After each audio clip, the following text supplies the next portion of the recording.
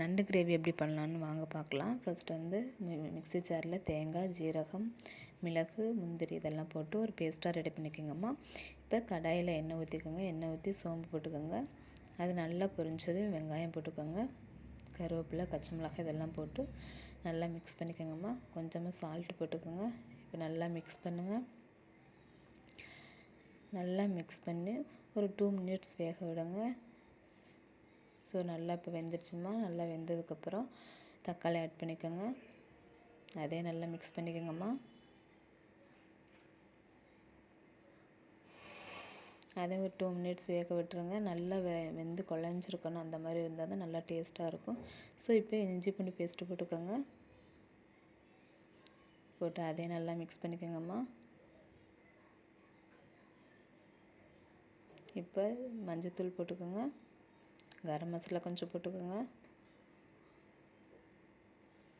நல்லா மிக்ஸ் பண்ணிக்கோங்கம்மா.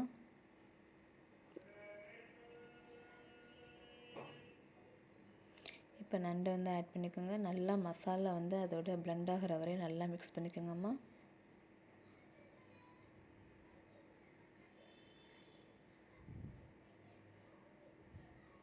கொஞ்சமாக தண்ணி விட்டு வேக வைங்கம்மா.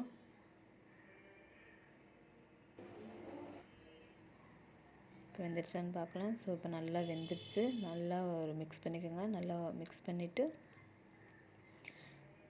இப்போ வந்து நம்ம மசாலா வந்து ஆட் பண்ணிடலாம்.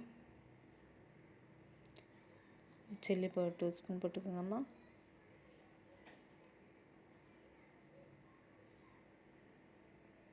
தனியா பவுடர் 2 ஸ்பூன் போட்டுக்கோங்க. ஸோ நல்லா மிக்ஸ் பண்ணிக்கோங்க.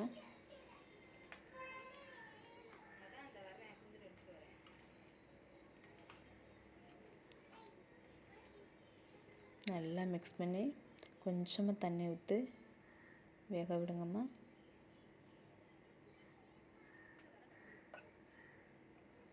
இப்போ ஒரு மூடி போட்டு வேக போட்டுடலாம்.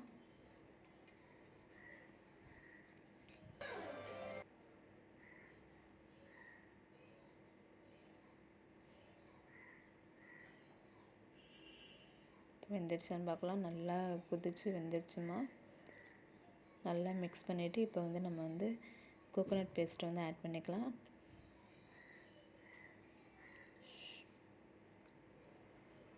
அதே நல்லா மிக்ஸ் பண்ணுங்கம்மா.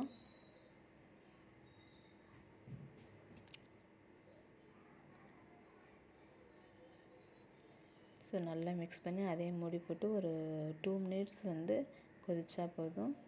இப்போ பாருங்கள் சூப்பராக ரெடி ஆயிடுச்சு. நல்லா மிக்ஸ் பண்ணிடுங்க. இப்போ லாஸ்ட்டாக மல்லித்தழை போட்டு நல்லா மிக்ஸ் பண்ணிவிட்டு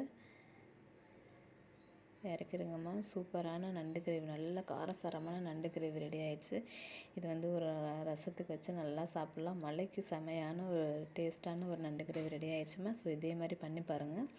எப்படி இருக்குது அப்படின்னு வந்து நீங்கள் கமெண்டில் சொல்லுங்கள். ஸோ இதே மாதிரி பண்ணி பாருங்கள். உங்கள் காரத்துக்கு தகுந்த மாதிரி நீங்கள் வந்து மிளகெல்லாம் ஆட் பண்ணிக்கலாம். ஸோ நாங்கள் வந்து நல்லா காரசாரமாக சாப்பிட்றதுனால நான் நிறையாவே ஆட் பண்ணிக்கிட்டேன். ஸோ நீங்களே இதே மாதிரி செஞ்சு பார்த்து எப்படி இருக்குன்னு கமெண்டில் சொல்லுங்கள். ஓகே, பாய்.